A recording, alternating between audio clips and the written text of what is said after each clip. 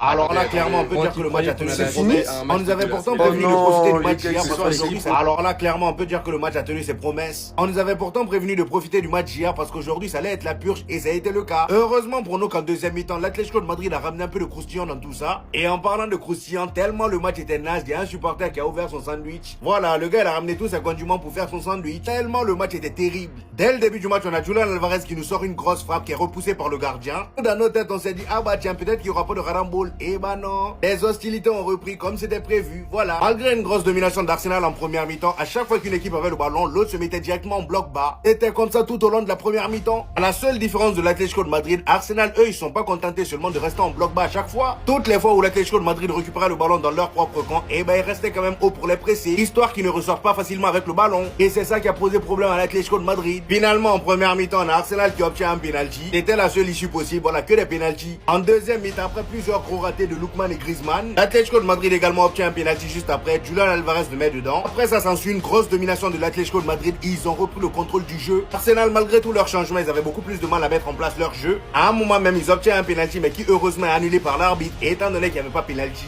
Bref, du Ramboul par excellence. C'est fini?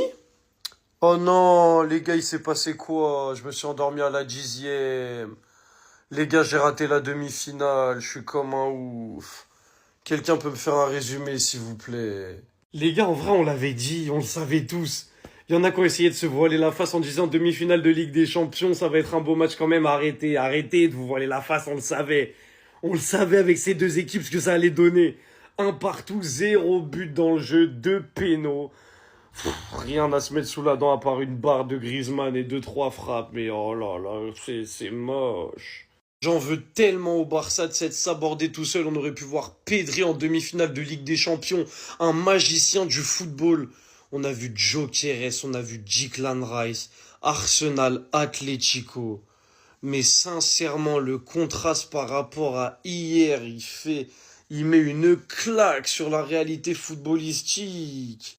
Le seul mec, encore une fois, et comme très souvent avec cette équipe qui m'a refait ma soirée, c'est ce mec-là.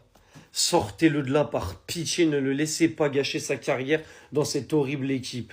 Encore une fois, c'est le joueur de football du terrain.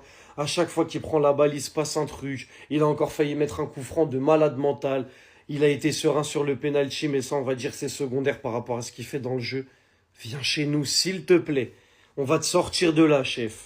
Pour le match retour de cette rencontre, il y aura un point positif. C'est qu'il se joue le mardi et que le Bayern PSG sera mercredi. Donc on aura cet horrible match retour dont on ne peut pas pronostiquer le résultat évidemment parce qu'avec un 0-0 ça finira au tir au but. Donc ce sera du pile ou face parce qu'il va y avoir 0-0 ou 1-1 avec 2 pénaltys, bref. Mais le lendemain, on a Bayern PSG. Ça veut dire qu'on va voir cette horrible affiche et ensuite Bayern PSG. Et ça, les gars, c'est la seule chose bénéfique dans cette soirée de la semaine prochaine pour le retour. Attendez. Moi qui croyais qu'on allait assister à un match dégueulasse, mais la vérité, je me suis trompé. Ce soir, l'équipe, on s'est régalé. Et vraiment, limite, là, je me demande si on n'est pas sur le deuxième meilleur match de ce 21e siècle. Bien évidemment, c'est totalement faux. On a vraiment assisté à ce à quoi on s'attendait. Et les gars, croyez-moi, c'était dur à regarder. Notamment la première mi-temps avec les déchets techniques et le jeu fermé, c'était juste pas possible. Juste avant la mi-temps, Arsenal a obtenu un penalty suite à un contact où on a Gyökeres qui se fait très clairement ceinturer. Penalty sans débat. Le penalty en question, il a inscrit parfaitement pour le 1-0. En deuxième mi-temps, ensuite, il y a eu également un penalty, mais cette fois-ci pour l'Atlético suite à une main. Pour moi, la main, elle est très claire et il y avait très clairement penalty. Et sans trembler, Julian Alvarez l'a inscrit parfaitement avec un Raya qui n'a même pas bougé sur le penalty. On n'a rien compris, mais bref. Et dans les 10 dernières minutes, Arsenal allait même concéder un deuxième penalty suite à ce contact où on a clairement Eze qui se fait marcher dessus. Enfin, vous me direz si selon vous il y a penalty ou pas, mais je trouve qu'en soi le contact il est léger. Mais les règles, en fait on comprend plus rien. Parce que oui, en soi le contact est léger, mais il est quand même touché. Même si derrière c'est vrai qu'on a Eze qui se laisse tomber. Mais en fait on comprend rien. En tout cas le match en question s'est soldé par le score de 1 but partout. Ce qui veut dire qu'au match retour les deux équipes joueront leur qualification pour la finale. Et on espère que cette fois-ci on aura un match un petit peu plus divertissant. Parce que ce soir vraiment c'était du haramboul à l'état pur. Ici il n'y a pas penalty. Ici il y a penalty. Vous voyez maintenant le complot contre le FC Barcelone, non? Vous voyez maintenant la sorcellerie. Vous avez compris maintenant. Vous avez vu maintenant. Quand on vous dit que les gens là sont contre nous, vous parlez parce que ça ne vous touche pas. Donc vous ne voyez pas. C'est nous on voit clair dans le mouvement. Vous voyez maintenant, non? Contre Olmo ici là, poussez les gars. taper le gars à terre. On dit il n'y a pas pénalty. Arbitre va même pas regarder la VAR. On cause même pas à lui pour dire que viens voir jamais. Mais ici, il y a pénalty. C'est ça. Mais tôt ou tard, un jour, ça là, ça va finir. On s'arrêtait au loin, puis on tirait, on marquait but.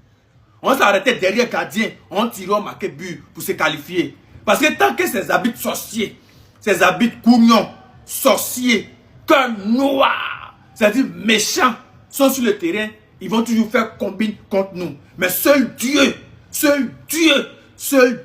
va nous sauver. Voilà. Il s'est dit, ouais, c'est quelle équipe? Et puis c'est là-bas, il y a eu 8 ballons d'or. La sorcellerie, vous avez vu maintenant, non? Bande de sorciers. Dieu ne dort pas.